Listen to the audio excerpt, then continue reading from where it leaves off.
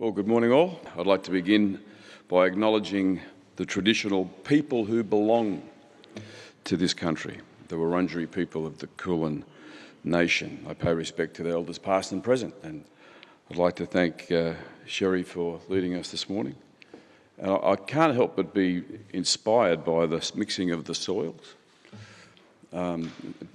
Patrick Dodson tells a great story up in Broome of the point where the salt water from the ocean meets the fresh water that comes from the creeks and the streams. And they come to a point where they get this brackishness, where they mix together, and you can't separate them. You can't unscramble them. And you know what it uses as a symbol for what is the truth of this country and what remains to be done.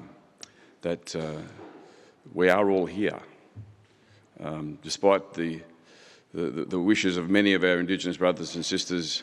Those of us who have come in the last 230 years are not going to pack up and go, but we've got to find a way to live here. And I think symbols like this remind us that we are in this together. And I acknowledge the Indigenous peoples who are here. Thank you for your leadership, and it's really a great privilege for me to speak today. And I'm going to try and speak to you rather than read to you. Is that okay? All right. And Tina, I have to tell you, from where I sit, you are definitely one of the younger members of the church, so thank you very much. Now, when we make that acknowledgement of country, I don't do that lightly or in a cliched way to cleanse ourselves, because the truth is that history happened here. It happened here, and that history is unreconciled. And as the old saying goes, if you don't learn from your history, you're bound to repeat the sins of it. And I have to say that time and again, Australia, we have, in our treatment of our first peoples and of the last to arrive, we have much unfinished business to do. And Paul mentioned about what it was like to, in passing, you grow up as a Greek or an Italian and Australian. And it's sort of interesting, if you look at our history, the way in which we treated our first peoples and the way in which we treat the last to arrive, we've often pushed them to the edges, to the point of exclusion. And we have awful language like dago and spag and slopehead and wog, but after a while we move on to the next lot.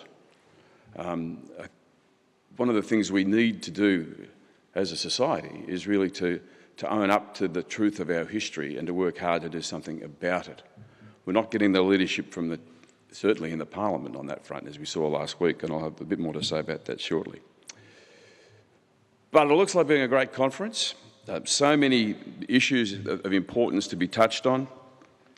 And I have to start by affirming Catholic social services in the country has been part of the hope of the side. And yes, the implications of the Royal Commission are profound and deep.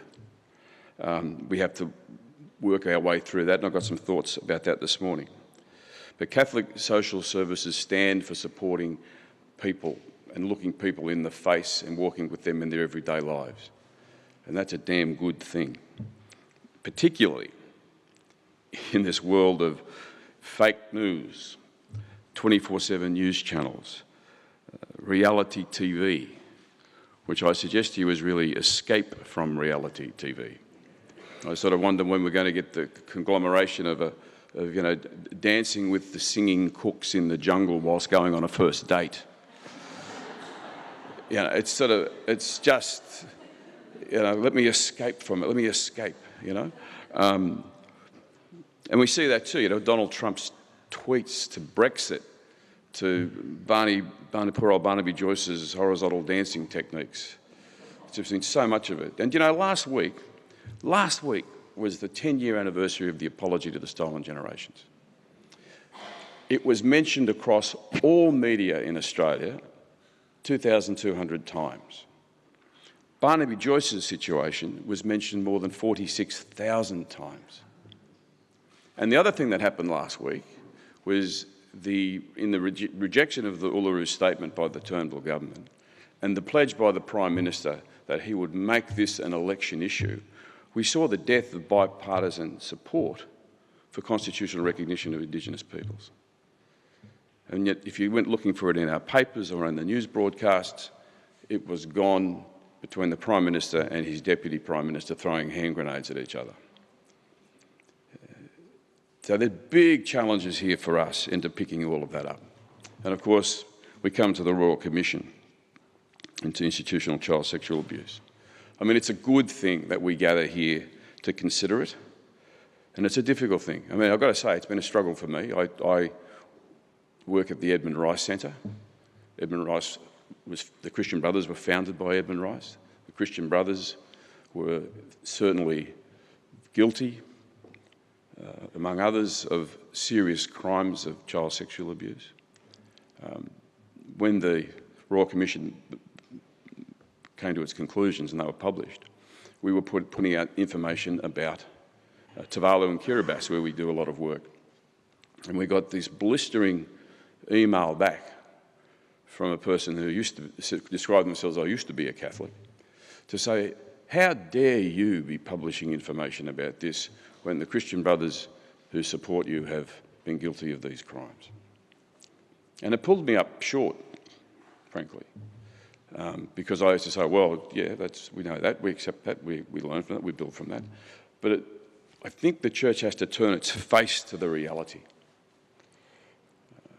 Yes, but doesn't help us in this moment of history. Yes, but in terms of, we run really good schools, we run good hospitals, we run good social services centres. No. Yes, but doesn't help us.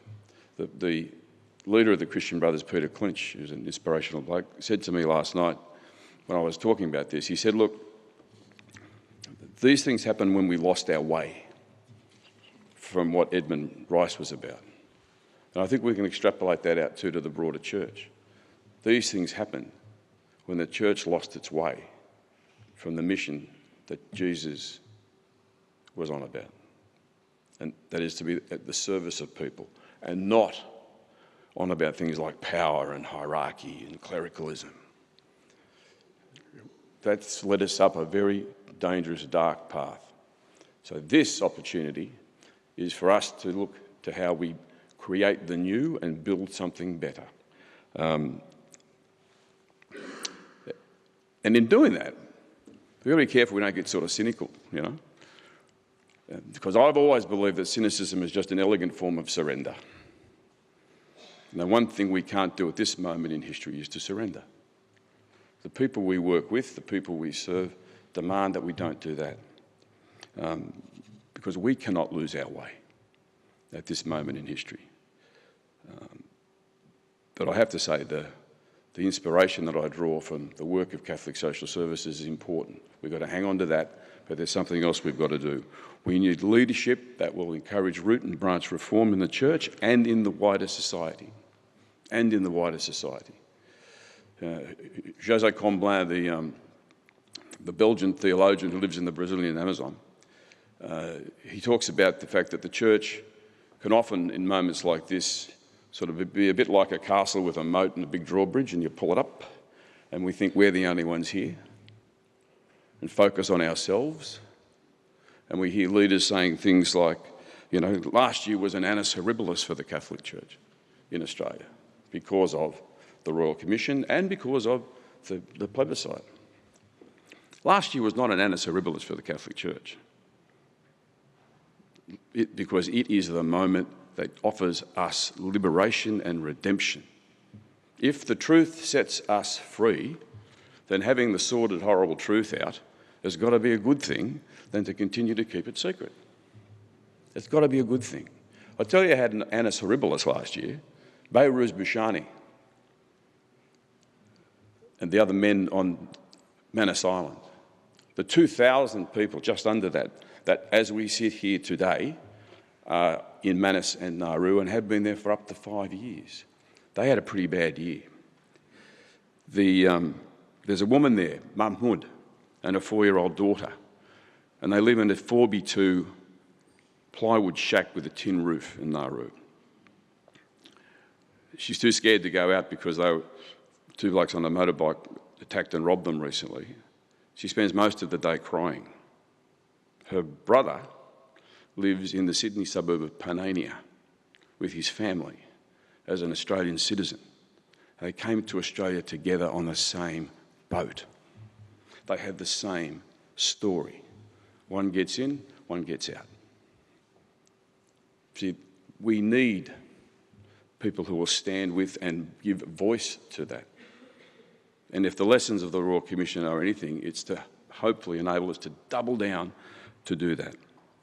We had a young bloke come into the Edmund Rice Centre about 18 months ago, and he was there. We run a supporting service for people's legal cases and migrations casework. He was one of the 30,000 who are in Australia as the legacy caseload, who came in on the wrong particular day in July and were ruled that they'll never get to settle here. A lot of them are Sri Lankan. So this young man comes in, had his note to say, get ready to go back to Sri Lanka, knowing that if he went back, he'll be arrested at the airport. Our lawyer wasn't there at the time, so he walked out into the foyer, took a knife out of his bag and began to stab himself. One of our very brave Aboriginal women ran out, managed to get the knife off him. We rang the ambulance. The ambulance didn't come. We had the tactical response group that taped off the street and came storming into the building, heavily armed, 6 men. It finally took us about 20 minutes to say, look, this guy on the floor being held by Father Claude Mostovic, almost like a crucifixion scene, you know, wasn't a threat to anybody. So then the police rang the ambulance, but we didn't get the ambulance. We got the specialist ambulance response guy who came in and stood over the person prostrate on the ground and said to him, are you just doing this for the attention? Another half an hour of discussions with him, we finally got an ambulance. And by that stage, the Tamil community had gathered at Concord Hospital in Sydney and took him into their arms, and he's still there. Doesn't know if he can stay in Australia, though. See, these people matter. And I'm not telling you, all of you, every single one of you sitting in this room would have a story of a similar human being that has moved your heart. Because that's what Catholic social services do. You know, Sister Bridget Arthur said to me and to the big conference we had here last week in Melbourne, that what we've got to deal with in the moment in Australia is a calculated cruelty. A calculated cruelty as a social policy. And it applies to Indigenous peoples particularly, and it applies increasingly, obviously, to refugees and asylum seekers. The first peoples and the last to arrive. You know, and my concerns are if this continues, we will see the same sort of issues applied, attitudes applied to people with disabilities. So how do we work our way out of this? How do we deal with this Royal Commission? How do we serve the people in a renewed way without losing our way again?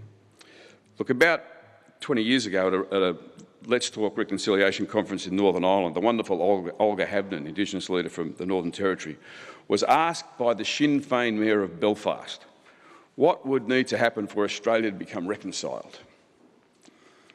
And she sort of got up and said publicly, we had a whole range of people. We had Sinn Féin, we had the DUP, we had the Paisleys, we had Jerry Adams was there, and all these sort of famous and good. And she said, look, 5 things, she said. First one, recognition of Aboriginal and Torres Strait Islander people as the first peoples of Australia. 2, acknowledgement that recognition means that we have to acknowledge the unique rights to land, culture, language and spirituality that flows out of that recognition. Thirdly, there has to be a commitment to social justice that's both formal and substantive. And all around the room, people are nodding, all the Northern Irish are nodding. Then she said, fourthly, there have to be negotiations in good faith. And people began to squirm a bit. And then she said, and number 5, to know that we've achieved it, there has to be a fundamental change in power relations.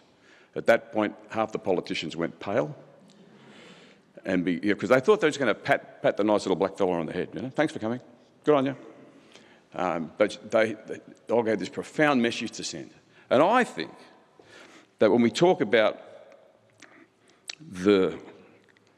how we find our way back from the Royal Commission into a meaningful space, that these 5 steps of recognition, acknowledgement, commitment to justice, good faith negotiations can provide us with a template.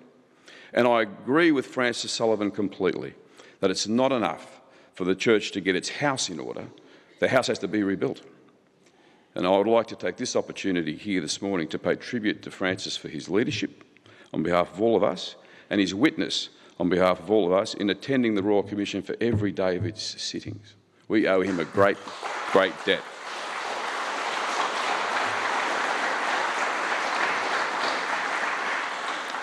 And so using Olga's template, this is no time to put the wagons in a circle, as Bishop Coleridge says. There needs to be an honest and open recognition that this history happened, that the abuses and the systematic cover-ups occurred, that acknowledgement of the hurt and pain to the victims, their families and the Catholic people, and acknowledgement of the criminal culpability of a culture that allowed this to happen to be covered up. Now, a lot of that's already started.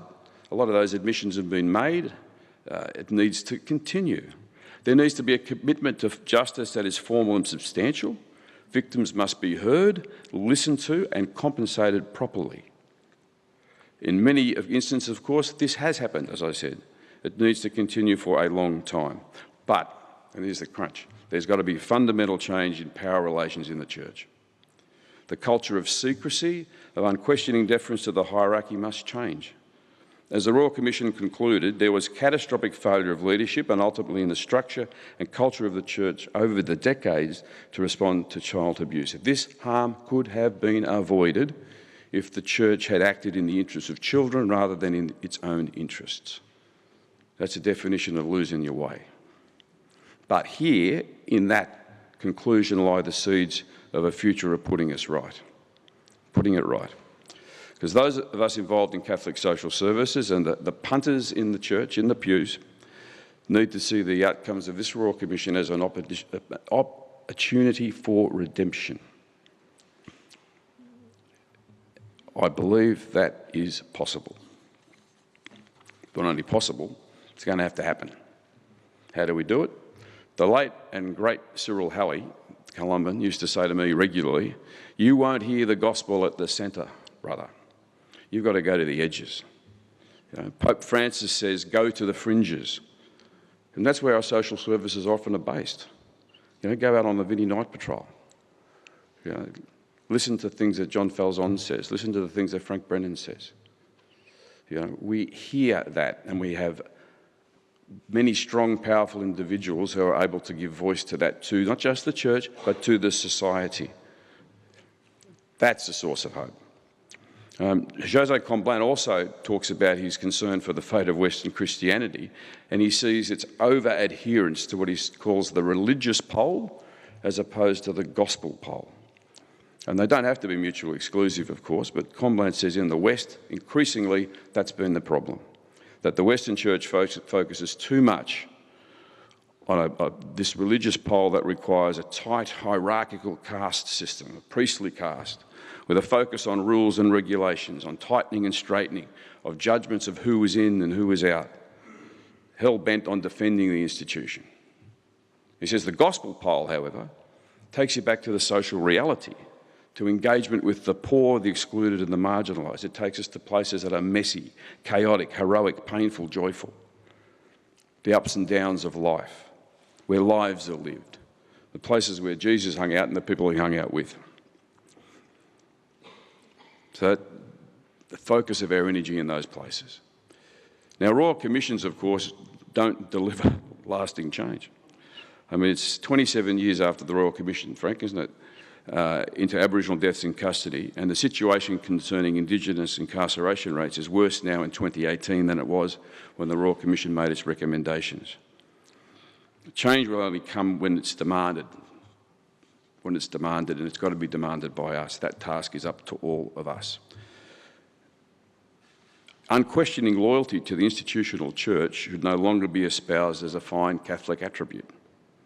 I'm quoting Frank Brennan here. We Catholics need to get better in our firm, respectful and demanding encounters with our hierarchy. Moreover, to question is to care. Not enough questions were asked in the past. That was the culture that was, that's the culture that's got to change.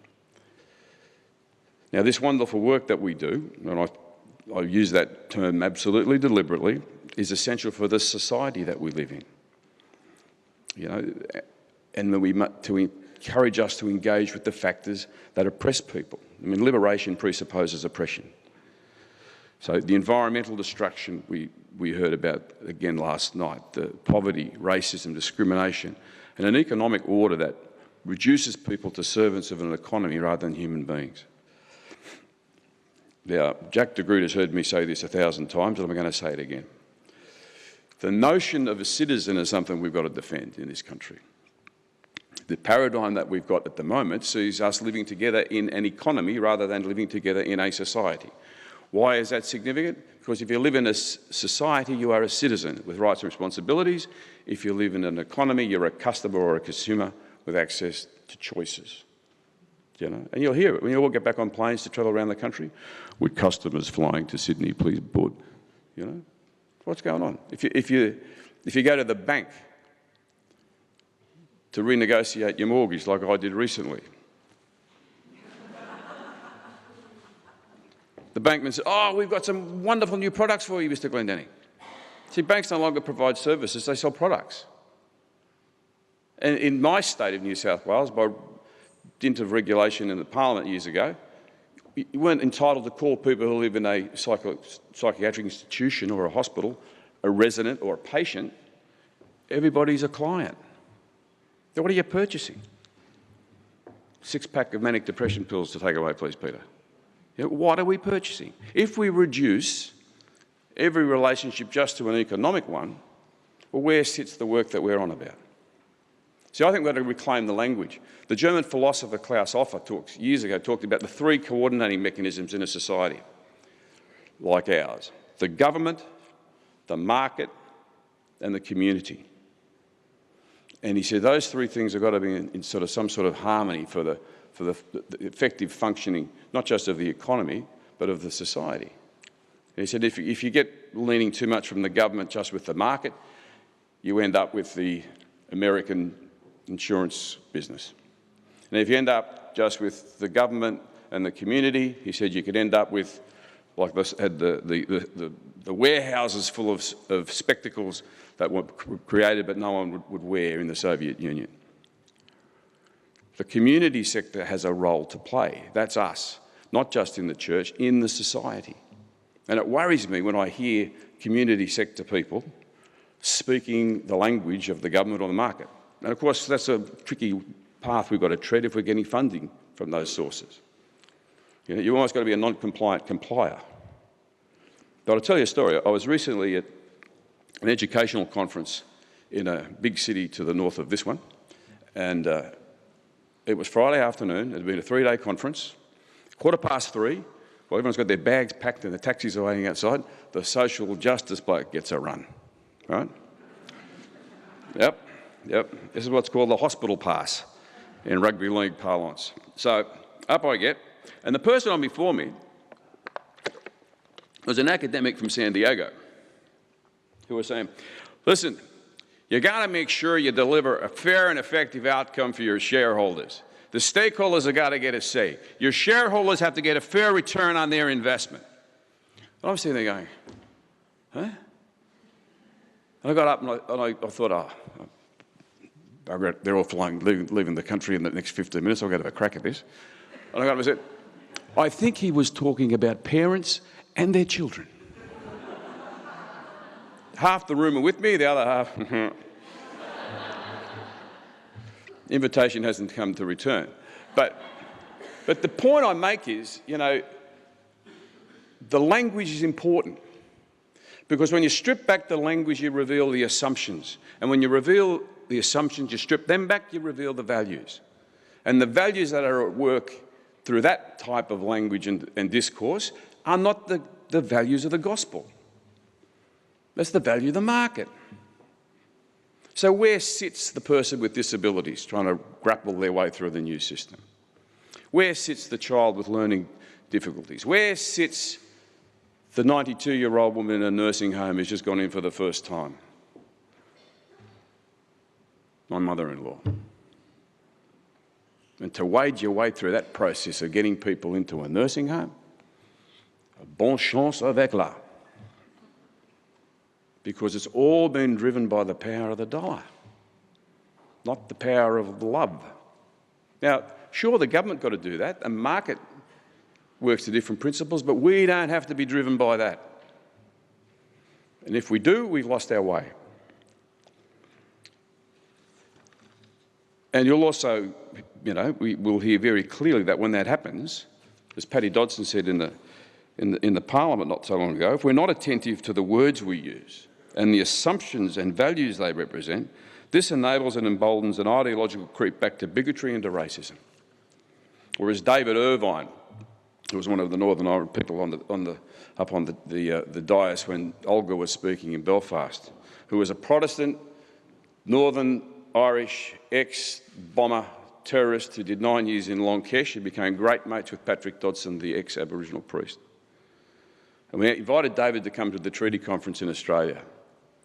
And he talked, I said to him before he went up, I said, I'm so nervous. I said, well, would you like to go over your notes? He said, I'm not going to read to him, I'm going to speak to him. And he went out on the stage in Canberra, the convention centre, it was live on TV, politicians all washed through the building, and he said, in his wonderful Irish brogue, I can smell racism. It doesn't grow wild in a field. It's tended in a window box. And your Prime Minister's got a very green thumb. Up to that point, we were going, this is really good.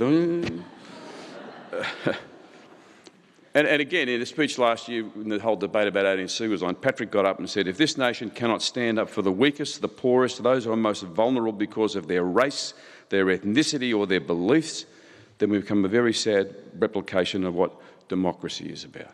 And in the same way, if the Catholic Church in Australia now, in this point in history, cannot stand up for and be seen to stand up for and to be heard to stand up for the weakest, the poorest and those who are most vulnerable because of their race, their ethnicity, their beliefs or their health, then we would be, in the words of John Paul II at Alice Springs Indigenous people, a sad replication of the church that Jesus wants us to be.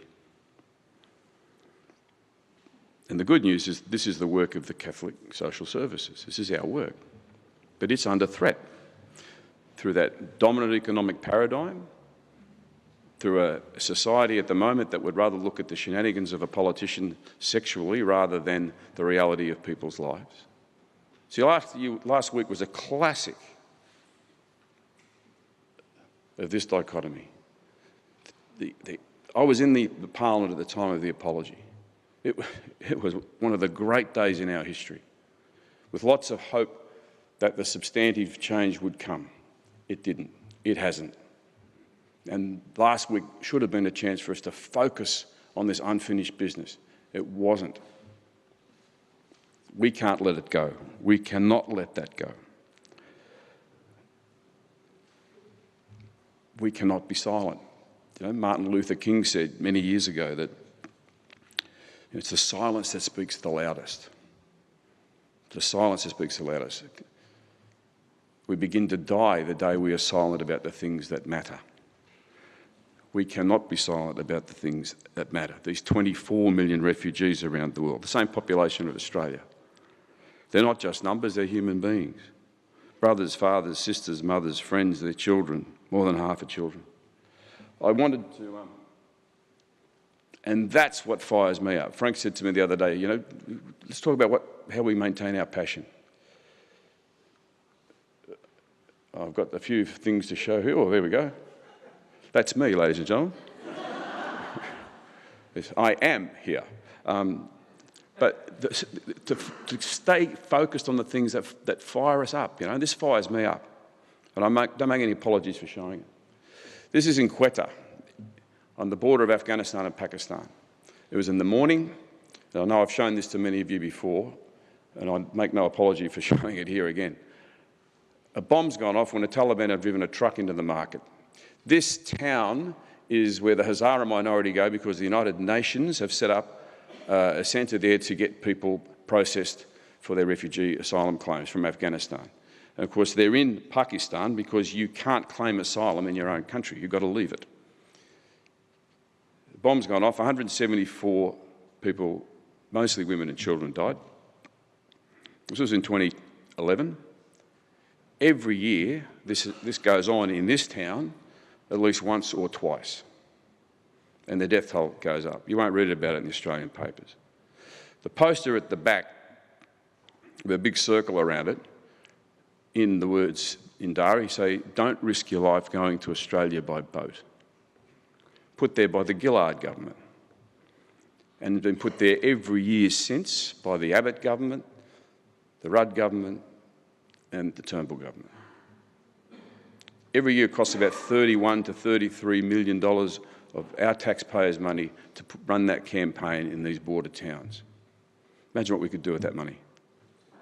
You know, Malcolm Fraser, that well-known crypto-pinko socialist, used to say to us, you know, that if you count the military costs, Australia has been spending upwards of $5 billion. He reckons more like $8 billion to keep these people out. The thing that's interesting in this, though, is that the Hazaras have gotten up to rescue the people who are still living and to remove the dead. I was in Kabul 2 years ago when a bomb went off about 6 blocks from where we were. All the glass fell out of the windows. We dive under the bed, get the phones out to see the emergency numbers. The Hazara guys we were with ran out into the street to see who they could rescue before the next one came in. You know, and these are the people that at the moment we're rounding up and sending back. So we're going back to Afghanistan in 3 weeks' time today to meet up with these people and find out what happened, because their lives matter. We did this. So that fires me up and keeps my passion going. And then we have the situation for so many of the 24 million in the camps. These are the camps in Syria, just outside Aleppo, the people of Aleppo, rather, in Turkey. And you've got countries there with millions and millions of refugees who just want to go home. You know, Australia's focused on resettlement. Oh, they all want to come here. No, they don't. The vast majority of refugees that we know through the Refugee Council want to go home if they can, but some can't.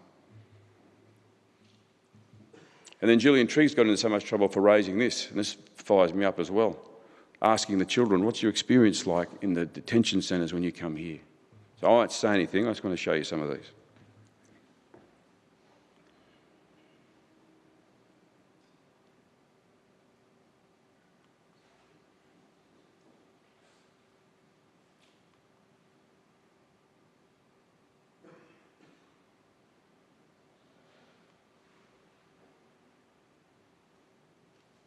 And yet the vast majority of people seeking asylum that come to this country come by plane. They don't come by boat. I'm yet to hear Alan Jones or Tony Abbott get in the media and say, you know, stop the planes. Because the vast majority come into Sydney Airport. That's the truth. There's something about us and boats. Ever since the first boatload of unauthorised arrivals turned up in Sydney in December 21, I think, 1788. Maybe they hold up a mirror to the rest of us, because that's how, unless you're Aboriginal or Torres Strait Islander, that's how you got here. You or your people came from someplace else. We're all boat people. It's like a war we wage on ourselves. I think we've got to work hard for a bipartisan commitment again. Not just to recognise people, but to deal with the unfinished business. And the great news, of course, is Aboriginal people have survived and are showing and leading us the way, as we heard last night from Miriam.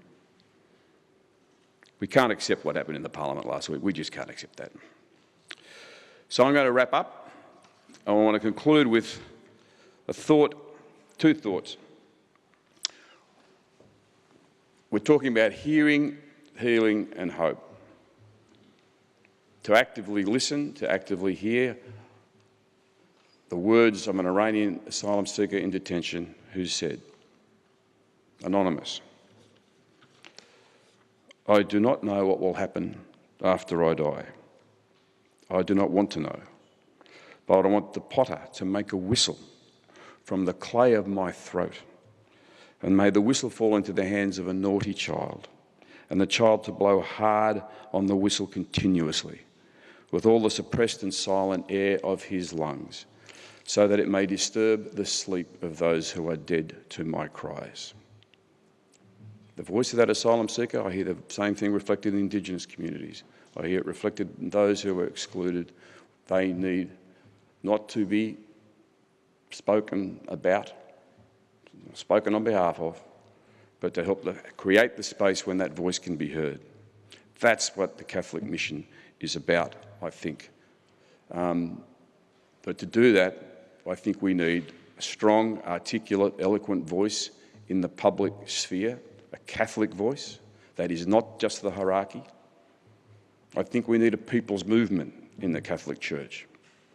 What's a people's movement? A coalition of people who take action around shared values. And if you think about it, the change has happened. You know, go back 50 years, if I'd said to you that these things are going to happen, Nelson Mandela's going to get out of jail, that's not going to happen. That we're going to have an environmental movement. A lead singer of Midnight Oil is actually going to be a minister. Not necessarily a good one, but you get my drift. You say, go to Tasmania and hug a tree, Frank. You know, those things happened. East Timor, the Philippines, the Berlin Wall came down, the Soviet Union ended. The change happened. The women's movement, the peace movement. That gives me hope. And in standing in solidarity with people like that, that's where we will find our healing.